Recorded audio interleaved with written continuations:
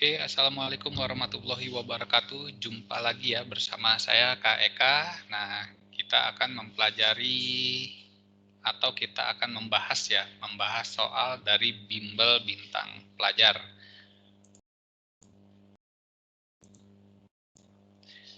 Oke, tanpa basa-basi langsung aja kita mulai ya.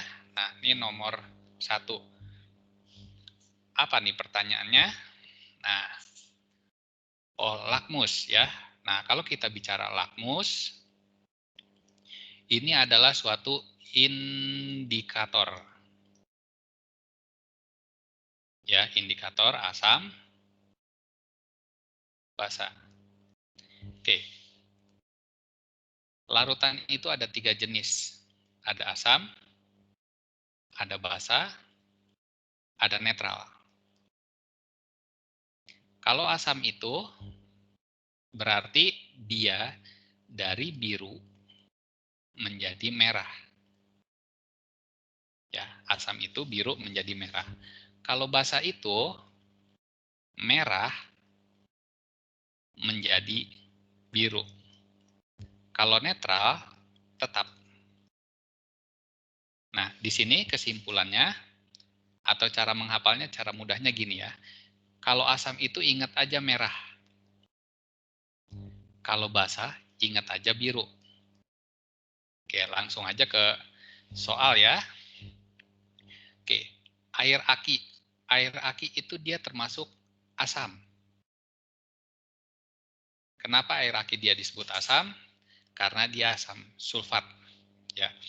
Sabun ini dia basa. Air gula ini dia netral. Air jeruk ini dia asam. Asamnya askorbat, ya. Nah, kita lihat nih. Wah, ini di sini semua merah nih, ya. Jadi ini sudah pasti nggak usah dijadiin patokan ya karena semuanya merah. Oke, lakmus biru menjadi merah. Berarti dia asam. Lakmus biru menjadi biru. Sedangkan lakmus merahnya merah. Berarti kan tetap ya. Berarti dia netral. Lakmus merah menjadi merah, lakmus biru menjadi biru. Tetap kan ya, netral. Lakmus merah menjadi merah, lakmus biru menjadi merah. Berarti dia asam. Oke, kita cocokkan aja. Benar ya, asam. Di sini asam. 2 ini nggak cocok ya. Yang ketiga ini netral ketemu netral ya berarti cocok. Ya, dia sesuai. Nah, kalau untuk air jeruk, ini asam, ini asam. Oke. Jadi yang cocok yang mana? Yang benar pada tabel tersebut. Oke, jadi jawabannya 1, 3, dan 4. A jawabannya. Oke, lanjut ya ke soal nomor 2. Oke, untuk soal nomor 2, karbon. Karbon itu C, lambangnya C. Ya. Neon, neon itu Ne. Ya. Hidrogen itu H, perak itu dia Ag. Argentum ya. Oke, jadi yang sesuai mana? Ya, ini dan ini. Ya, 3 dan 4. Jadi jawabannya D. Oke, kita lanjut lagi ke soal nomor 3. Perubahan kimia. Nah, apa yang dimaksud dengan perubahan kimia? Ini adalah perubahan menghasilkan zat baru.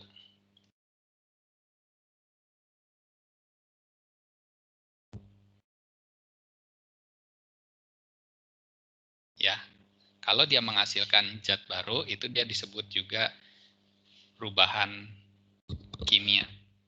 Oke, kamper menyublim. Nah, dari kata-katanya aja udah menyublim ya. Dia hanya perubahan wujud aja. Berarti ini perubahan fisika. Timah dipanaskan hingga mencair. Nah, mencair juga dia perubahan wujud aja ya. Berarti dia perubahan fisika. Perubahan warna daging, buah apel di udara terbuka. ini dia termasuk reaksi oksidasi ya. Nah, maka ini dia termasuk reaksi kimia. Singkong difermentasi menjadi tape. Ya, ini juga dia termasuk reaksi fermentasi, termasuk reaksi kimia. Oke, jadi jawabannya 3 dan 4 yang D. Oke, selanjutnya untuk soal nomor 4. Oke, untuk soal nomor 4, kita lihat CH4. CH4 itu artinya ada satu molekul C, ya, ada satu atom C dan ada 4 atom H. Nah, segini ya, berarti yang ini C dan ada 4 atom H. Oke, lanjut lagi NH3. NH3 ada satu atom N, ya, satu atom N dan 3 atom H. Oke, jadi yang mendekati gambar ini yang benar yang mana? Oke, 1 dan 3. Jadi jawabannya B. Oke, lanjut lagi ke soal nomor 5. Larutan zat dapat dikategorikan menjadi larutan pekat dan larutan encer. Larutan dikatakan pekat apabila apa? Oke. Kalau kita bicara pekat atau tidak pekat, itu artinya kita mencari molaritas. Nah, molaritas itu rumusnya adalah mol terlarut dibagi volume larutan. Nah, dari rumus ini kita bisa ambil kesimpulan bahwa semakin besar molaritas, semakin pekat, maka mol terlarutnya ini dia semakin banyak. Oke. Jadi di sini mengandung lebih banyak zat terlarut. Ya, jadi jawabannya B. Ya, dilihat dari rumus ininya aja. Oke, sekarang lanjut lagi ke soal nomor 6. Perubahan fisika. Nah, tadi kan perubahan kimia, nah sekarang perubahan fisika. Perubahan fisika ini adalah perubahan wujudnya saja. Nah, biasa perubahan wujud itu sebelumnya waktu SMP pernah dipelajarin ya, misalkan air mencair, air membeku gitu ya. Air apa lagi? Nah, perubahan wujud aja, tapi ini di sini tidak terjadi pembentukan zat baru.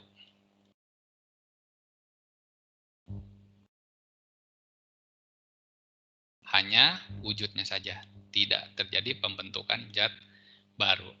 Oke. Gula pasir dimasukkan ke dalam air kemudian diaduk. Apakah menghasilkan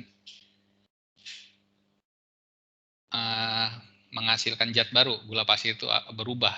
Ternyata dia tidak, ya. Berarti ini termasuk fisika. Kayu dibakar menjadi abu. Oke. Abu itu kan berarti melalui reaksi pembakaran ya. Nah, reaksi pembakaran itu dia disebut juga reaksi kimia, ya. Semua yang dibakar akan mengalami reaksi kimia. Oke, berarti ini salah ya. Dari katanya aja sudah dibakar. Dibakar itu kimia. Kerikil yang berasal dari batu setelah proses penumbukan. Oke, kerikil itu kan ketika ditumbuk dia hanya menjadi lebih halus saja, ya. Lebih halus. Artinya zat sebelum sama zat setelah itu sama, tidak ada pembentukan zat baru. Cuman menjadi lebih halus saja. Berarti ini termasuk perubahan fisika, perubahan wujudnya aja yang tadinya besar menjadi kecil. Oke, lilin yang meleleh. Nah, dari katanya aja meleleh ya. Kalau ada meleleh, mencair, membeku gitu ya. Itu dia fisika. Berarti ini termasuk fisika. Besi berkarat. Nah, ini di sini berkarat itu termasuk reaksi korosi. Korosi itu dia termasuk reaksi kimia, ya. Jadi kalau ada dibakar, berkarat, gitu, itu reaksi kimia. Korosi, oksidasi itu kimia ya. Nah, berarti ini salah karena berkarat, menghasilkan zat baru. Atau kalau misalkan kita lihat besi itu Fe ya, Fe dia ketemu dengan udara, misalkan dia menghasilkan Fe2O3 ya, dia menghasilkan zat baru. Berarti jawabannya 1, 3, dan 4 B ya, 6B. Oke, kita lanjut lagi. Nomor 7 soalnya seperti apa ya? Oke, nomor 7. Bahan baku. Bahan baku itu artinya bahan dasar. Bahan utama, bahan dasar atau bahan utama. Nah, di sini ada potato, perisa keju, barbeque, nabati ya. Ada MS mononatrium glutamat ya, ada garam, ada pengembang. Ini adalah zat adiktif, zat tambahan. Tapi yang jadi bahan utamanya itu yaitu potato. Ya, kentang. Nah, kentang itu kan biasa aja ya, ketika ditambahkan zat-zat seperti ini, ada garam, ada perisa keju, ada barbeque gitu ya. Nah, ini yang menyebabkan kentang itu berasa gurih ya. Barbeque gurih, ada garam juga nih di sini. Garam kan jadinya gurih ya, keju gitu. Berarti dia tidak pedas ya, tapi dia gurih. Oke, jadi kentang yang berasa gurih. Oke, selanjutnya lagi nomor 8. Nah, kita sudah masuk ke zat adiktif ya. Nomor 7 juga sebenarnya sih itu sudah termasuk zat adiktif. Nah, ini di sini ada apa nih? Paver somniferum. Nah, ini tanaman ya. Nah,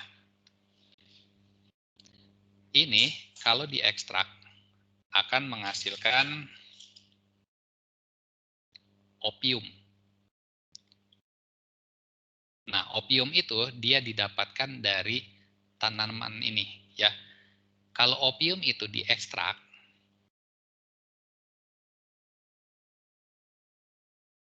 akan menghasilkan morfin.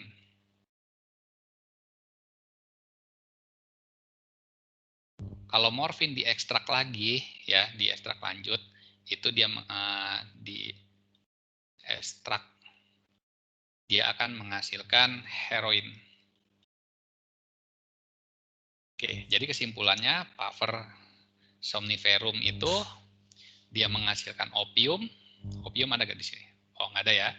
Nah, ketika opium itu diekstrak menghasilkan morfin. Morfin ada? Oh, jadi jawabannya C. Ya, jadi dia menghasilkan morfin. Oke, nomor 9. Nah, ini di sini suatu reaksi fotosintesis ya. Fotosintesis itu di sini ada tanaman yang dibantu dengan matahari ya. Nah, reaksi fotosintesis itu apa sih? CO2 ditambah H2O, air ya, ditambah H2O itu dia menghasilkan C6, H12, O6 dan menghasilkan O2. Oke. Nah, tapi di sini perbedaannya yang A ditambah NaHCO3, yang B enggak ya. Nah, kalau misalkan NaHCO3 itu direaksikan dengan air, H2O ya, air, itu akan menghasilkan NaOH plus CO2 ditambah H2O. Oke. Dan ini difotosintesis lagi ya, difotosintesis lagi. Ya, dia menghasilkan H2O, difotosintesis lagi di sini dia menghasilkan produk akhir ini O2. Ya, dia akan menghasilkan produk O2. Jadi penambahan NaHCO3 itu memperbanyak CO2 dan H2O. Berarti di sini kaya dengan CO2 dan H2O yang kemudian direaksikan lagi, difotosintesis lagi menghasilkan O2. O2 itu dia wujudnya gas. Ya. Jadi dengan penambahan NaHCO3 akan menghasilkan gas O2 menjadi lebih banyak. Oke, kita lihat di sini. Percobaan A, gelembungnya lebih sedikit dibanding percobaan B karena adanya penambahan CO2. Malah justru kebalik. A itu menghasilkan gelembung yang lebih banyak. Berarti yang A salah. Gelembung B pada gelembung udara pada percobaan A lebih banyak dibanding gelembung udara pada percobaan B. Nah, ini benar. Percobaan B, gelembung yang dihasilkan semakin lama semakin banyak. Salah ya, yang semakin banyak itu malah justru yang A. Ya, semakin lama maka oksigen yang dihasilkan semakin banyak. Gelembung udara yang dihasilkan pada percobaan merupakan karbon dioksida. Oke, benar. Di sini NaHCO3 itu menghasilkan CO2, karbon dioksida. Tapi kan yang kita amati ini adalah reaksi fotosintesis ya. Jadi bukan karbon dioksida yang kita amati, tapi hasil akhirnya itu adalah O2. Ya, CO2 kan diubah lagi kan sama fotosintesis sama si hidrida ini ya menghasilkan H2O ya, O2. Berarti ini bukan karbon dioksida. Oke, jadi jawabannya apa? Jawabannya B. Oke, kita lanjut lagi. Nomor 10. 10 ini jawabannya apa kira-kira? Oke, nah ini di sini ada air, garam, dan serbuk besi. Nah, kalau air, garam, dan serbuk besi, kalau air sama garam digabung jadinya apa? Jadinya air garam. Ya, air, garam. Kalau ditambah serbuk besi lagi, ya, misal di sini air, garam, plus besi. Nah, besi itu kan tidak larut ya. Nah, di sini ada yang namanya serbuk besi. Oke. Nah, jadi kalau misalkan air, garam, dan besi, ini dia dapat dipisah dengan metode filtrasi. Ya, kayak misalkan gini aja, kamu ngerebus mie, misalkan mie dari air, kan cukup disaring aja, ya, disaring. Sama nih di sini juga air, garam, sama besi cukup disaring, maka dia memisahkan air garam dan besi. Nah, tapi kalau air garam ini dia tidak bisa disaring, karena apa? Karena bercampur secara sempurna. Nah, tapi dia bisa dipisah dengan metode destilasi. Nah, destilasi itu pemisahan berdasarkan titik didih. Ya, titik didih kayak misalkan bagaimana cara mendapatkan air tawar, ya cukup dipanasin aja. Ya, kalau dipanasin artinya apa? Yang menguap itu menjadi air, sedangkan sisanya ini dia menghasilkan garam. Oke, jadi terpisah kan? Cukup dipanaskan aja, itu destilasi. Jadi destilasi itu adalah pemisahan campuran berdasarkan kenaikan titik didih. Ya. Nah, garam. Oke, jadi kita lihat di sini, filtrasi untuk memperoleh garam. Nah, salah. Filtrasi untuk memperoleh besi, ya kan? Destilasi untuk memperoleh serbuk besi. Nah, ini aja di sini udah salah ya. Evaporasi untuk memperoleh garam, lalu destilasi untuk memisahkan air. Nah, destilasi itu untuk memisahkan air dan air dan garam, bukan air dan serbuk besi. Salah juga. Filtrasi untuk memperoleh serbuk besi. Benar ya? Jadi filtrasi ini memisahkan besi dari air garam. Lalu evaporasi untuk memisahkan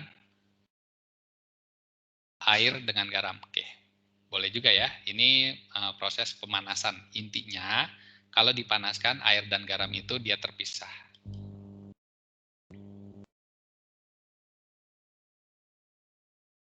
Oke, nomor 11. Nah, fosfor.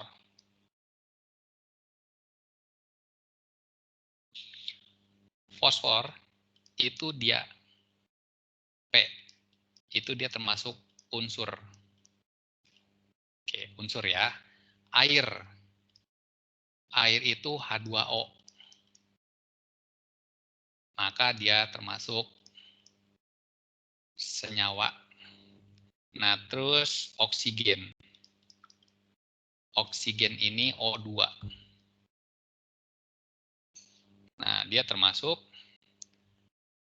dia sama ya, sejenis ya, berarti dia termasuk unsur juga, karena sejenis, atom yang sejenis. Oke, jadi yang kira-kira sesuai, fosfor, unsur, ini unsur ya, karena sejenis ya, unsur,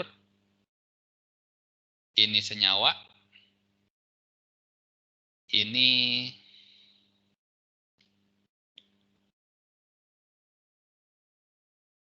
unsur. Unsur diatomik ya, berarti O2 itu kan O-nya ada 2. Nah, ini O-nya 2.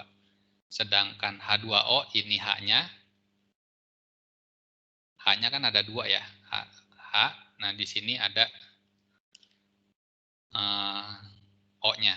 Ya, kalau misalkan digambar, O-nya lebih besar, H-nya seperti ini. Ya, nah ini seperti ini. Kalau O2 itu dia kan 2, O-nya ada 2, berarti sama ya. Sedangkan fosfor itu P8. Nah, jadi unsur yang segini ada 8. Ya, banyaknya. Jadi yang mendekati yang benar yaitu C. Oke, lanjut lagi ke soal nomor 12. 12 apa nih? Hafsah memanaskan gula pasir di atas sendok logam menggunakan pembakar spiritus. Setelah beberapa menit, gula pasir itu meleleh dan sebagian lelehan gula berubah menjadi hitam. Oke, jadi ada gula yang menjadi hitam ya di sini. Nah, gula pasir itu C6H12O6. Spiritus ini dia termasuk alkohol. Dan lelehan gula, nah ini kalau untuk gulanya sih C6H12O6 ya. Nah, kalau untuk lelehan, apalagi menjadi hitam nih di sini, ya, ini dia sudah termasuk karbon.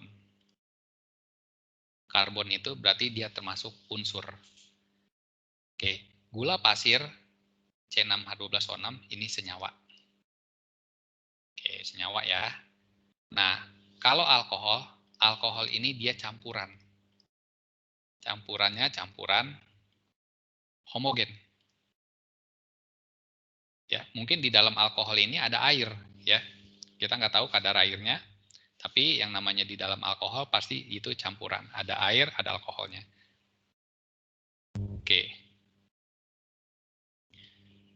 Kalau yang kehitaman ini, ya, hitam, lelehan gula yang menjadi hitam ini karbon. Karbon dia termasuk unsur.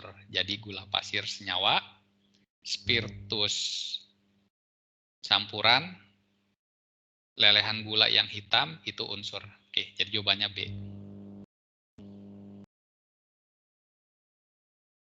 Oke, nomor 13. Pembuangan polutan dalam wujud gas pabrik di wilayah industri menyebabkan komposisi senyawa karbon dioksida NOx ya. Ini nitrogen oksida dan SOx meningkat. Nah, NOx sama SOx ini dia termasuk oksida asam. Nah, saya jelasin. Oksida asam itu apabila non-logam itu ketemu dengan oksigen. Ya, oksida asam non-logam yang ketemu dengan oksigen. Nah, contohnya ya tadi. Misalkan NO2, ada SO3. Ya, ini kan non-logam ketemu dengan oksigen kan. Dia termasuk oksida asam. Oke, dia akan menghasilkan hujan asam yang dapat menyebabkan gangguan fisik lingkungan di alam antara lain. Oke, bahaya asam berarti kita bicara di sini. Bahaya asam itu menyebabkan terjadinya korosi. Korosi itu artinya perkaratan besi. Nah, berarti logam-logam lebih cepat karat. Ya. Jadi jawabannya B. Asam. Oke, nomor 14. Nomor 14 ini apa ya? Oh, uji kandungan. Oke, di sini kita bicara Lugol, kita bicara Buret, Buret, dan Vehling. Nah, Lugol ini adalah tes amilum.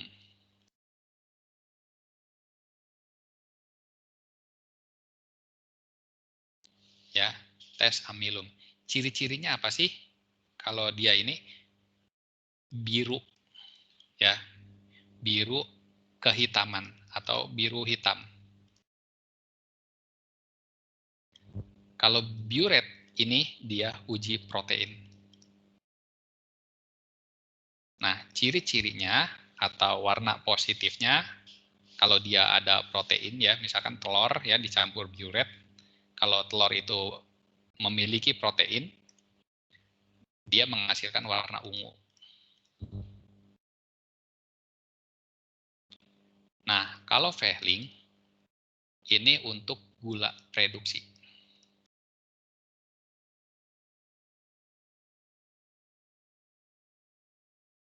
Nah, ciri-cirinya apa sih? Ciri-cirinya dia menghasilkan warna merah.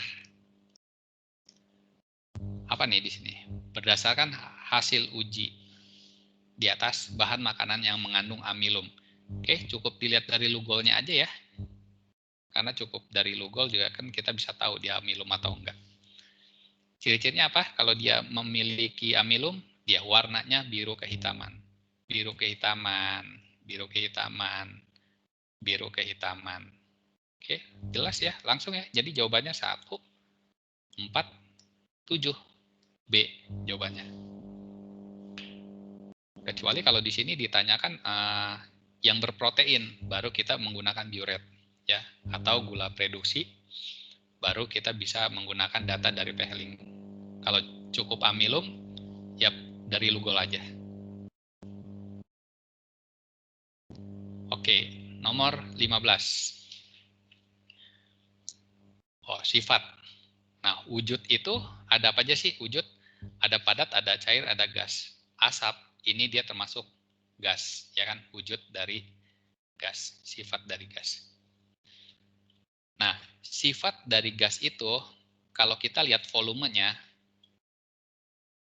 itu dia berubah. Berubah. Ya, kalau misalkan dia dipanaskan, volume gas itu menjadi lebih banyak. Nah, kalau bentuk berubah.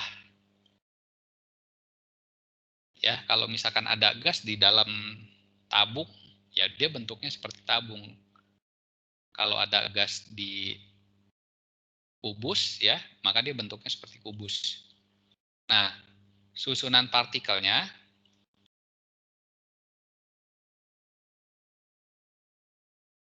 itu dia jauhan, berjauh-jauhan, ya, berjauh-jauhan.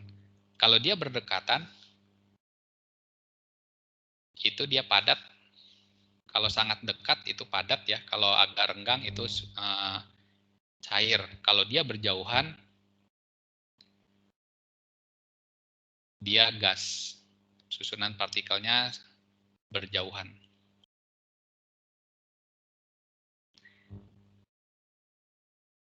Kalau ikatannya pasti lemah. Atau sangat lemah.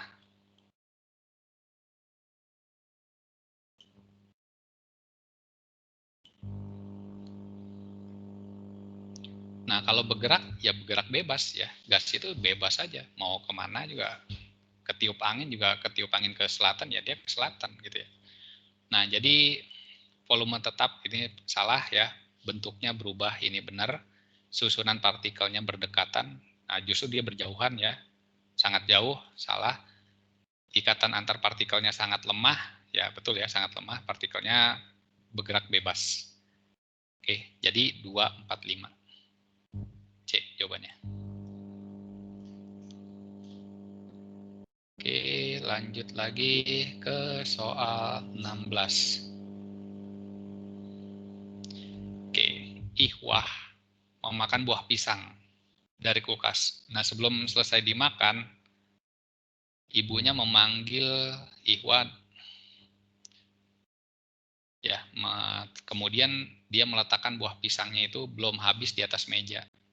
Nah, buah pisang itu yang dikupas mengalami perubahan warna coklat. Nah, berarti di sini ada pisang yang berubah menjadi coklat. Warna coklat ya, bukan berarti bukan jadi coklat, makanan coklat, bukan ya. Pisang berubah warnanya menjadi coklat. Oke, ini udah pasti perubahan kimia. Termasuk reaksi oksidasi ya. Nah, kalau di sini kita lihat yang A, perubahan kimia. Ya, betul ya. Setelah reaksi oksidasi antara oksigen pada bagian permukaan maupun bagian dalam, ya, dia benar. Nah, yang B, perubahan fisika. Nah, fisika udah pasti salah. B sama C salah. Nah, yang D, perubahan kimia. Katanya hanya permukaan daging. Bukan permukaan daging aja, semua bagian.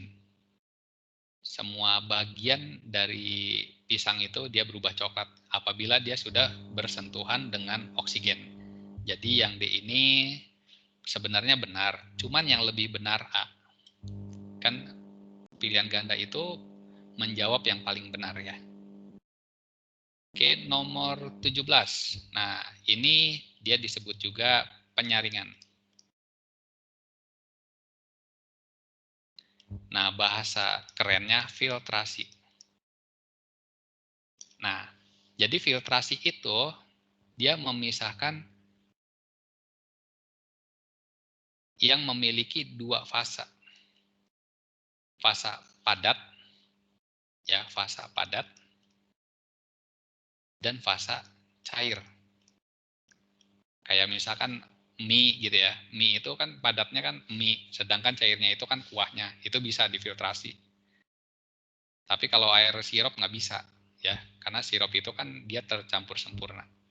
Oke, jadi filtrasi itu cari yang dua fasa, di mana fasanya itu ada fasa cair, ada fasa padat.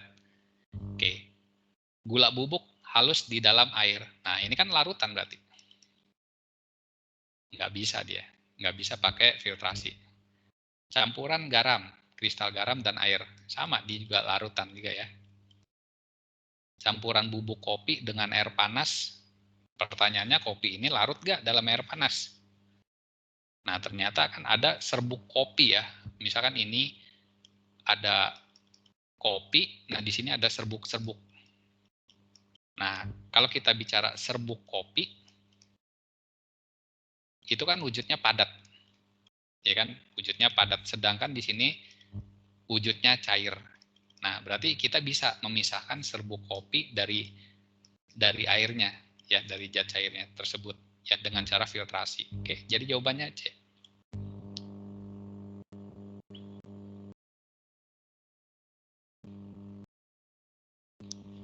18. Wah, kita ketemu ini lagi nih.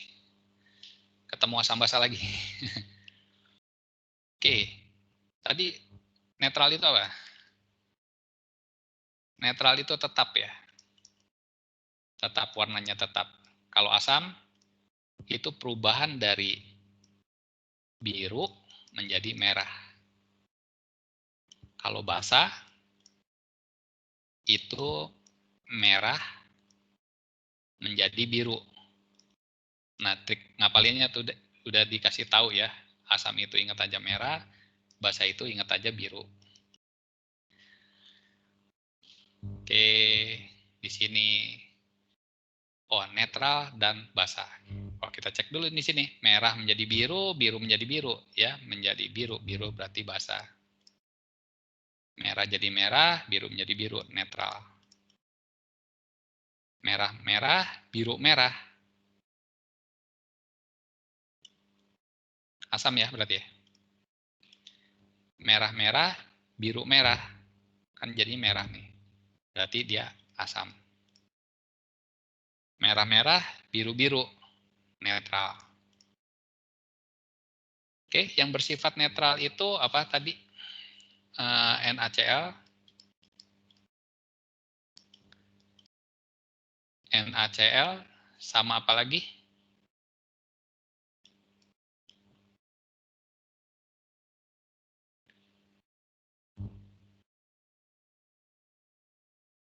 Sama H2O. Sedangkan untuk basa NaOH ya. Untuk basa ini NaOH. Ada lagi nggak yang basa? Oh, nggak ada di sini. Berarti NaCl dan NaOH atau H2O dengan NaOH. Ya, ini ya. Jadi jawabannya A ya.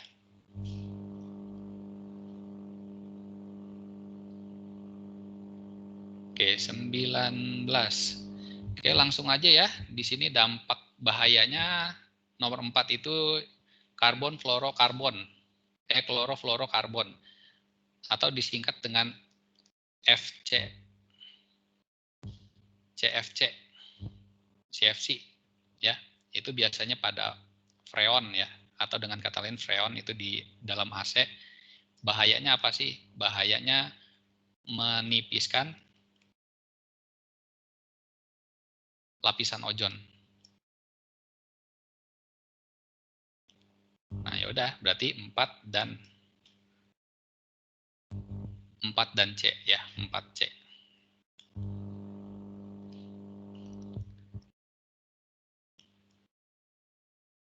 Menipiskan lapisan ozon.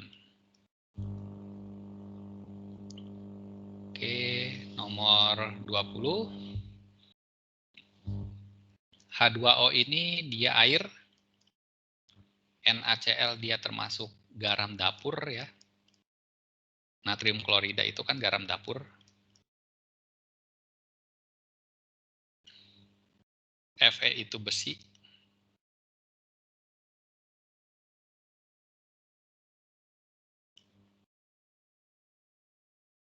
Cu itu kuprum atau tembaga. Fe itu ferum. Ferum besi. H2O air.